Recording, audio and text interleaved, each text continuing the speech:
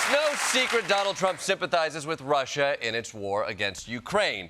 He blamed Ukraine for getting invaded, he berated its president in the Oval Office, and he made the ultimate gesture of friendship to Vladimir Putin, picking him up at the airport. So, safe to assume he spent this week at the UN continuing his full-throated support of Russia. Breaking news we are following this morning. President Trump reversed his position on the war and voiced confidence that Ukraine can regain its territory seized by Russia. Trump writing in part, Ukraine would be able to take back their country in its original form, and who knows, maybe even go further than that. Damn! Trump went from Ukraine needs to accept Russian invasion to they need to invade Russia. When this all began, Trump said he'd end this war on day one, and instead, we've now joined both sides. I guess you can't lose a war if you're on both sides.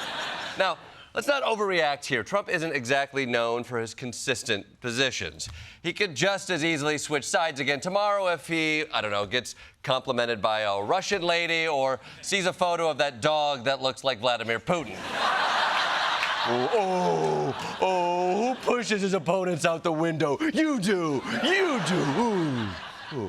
But still, this is a surprising development. Maybe Trump changed his position after coming to a better understanding of the geopolitical implications of the situation. Or perhaps it was something a bit more personal. Last month, President Trump rolled out the red carpet for Vladimir Putin in Alaska, but is now sharing frustration. I thought that was going to be the easiest one because of my relationship with Putin, but unfortunately that relationship didn't mean anything. Oh. This season of The Golden Bachelor is f***ing weird.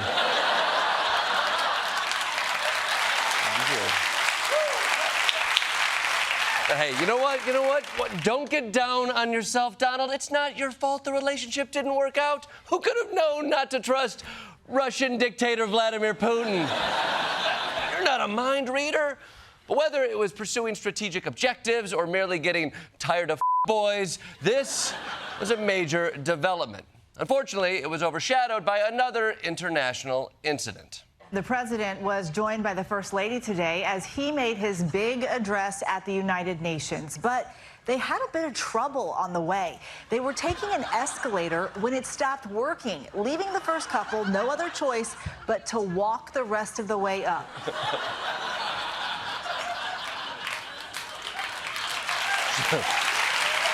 Yeah. I like how he's just looking around when it broke, thinking, do I walk up these 15 stairs or do I just live here now? But hey, this is a pretty standard inconvenience. I'm sure we will never hear about it again. Unless, of course, there's an entire right-wing media apparatus built on grievance and hyperbole that wants to breathlessly recount it as a harrowing brush with danger. Trump and Melania were riding it up, and it just stopped. The First Lady lost her balance a bit, but steadied herself, thankfully, and then marched to the top. She could have been hurt. It came to a grinding halt, and you can even see them kind of slightly lurching forward. This is serious stuff. It's sitting ducks if, God forbid, there was a security threat. They could have hurt the most beautiful First Lady in American history. Oh, my God, you monsters.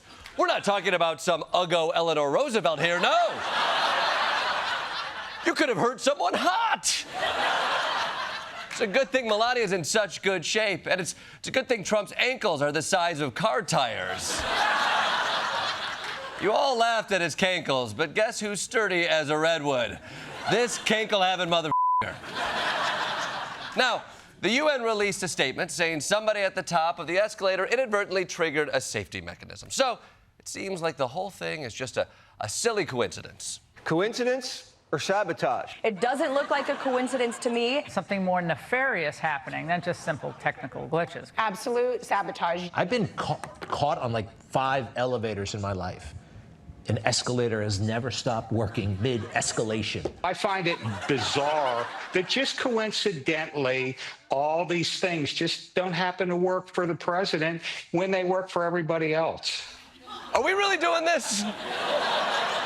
Are we going all in on the president being a victim of escalator sabotage? Because the deep state wants him to get his steps in?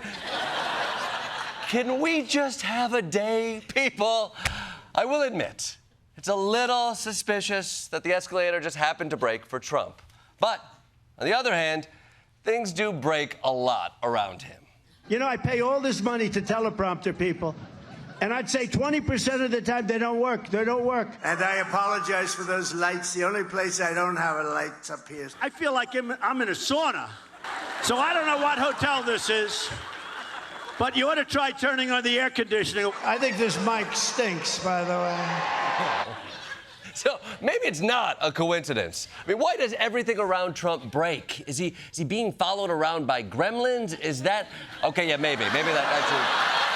That could be.